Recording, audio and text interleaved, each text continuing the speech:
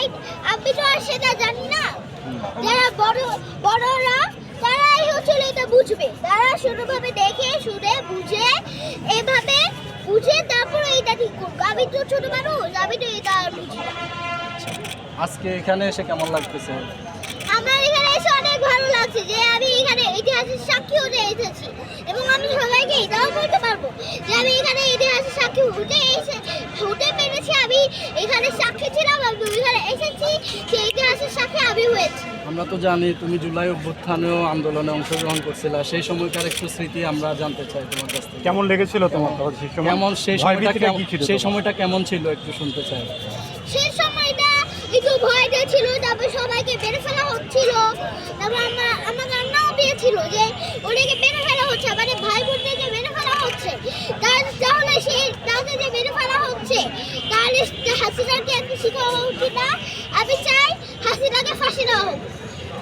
শহীদ মিনার অনুবাদ দিয়েছি, যেগুলো একটা জায়গায় ওকে ফাঁসি দেওয়া হোক। কিন্তু তোমার পুরো নামটা বলো তো, হুম? তোমার পুরো নাম বলো। আমার নাম মারিয়াম বিনতে হারুনি। আচ্ছা, কিন্তু ভারত তো বলতেছে যে হাসিনাকে নাকি দিবে না, তাহলে হাসিনাকে নিয়ে ভারত কি করতে চায় একটু এটাকে বলতে পারো তুমি? হ্যাঁ, এটা আমি জানি, এটা আমি ভালো করেই জানি যে ভারত বলছে যে আমি এখন হাসিনাকে যেতে দিব না, হাসিনা আসবে না। তাহলে ও যেহেতু এতই হিংসা হয়, তার যেহেতু এতই বাংলাদেশে আসার ইচ্ছা, তাহলে সেও এখন তাহলে আমরা যাকে বাংলাদেশে দিয়ে আসি, তারপর কোনো কথা না বলে ওকে শহীদ মিনারে দিয়েছি এক জায়গায়, যে কোনো একটা জায়গায় ওকে ফাঁসি দেওয়া হোক।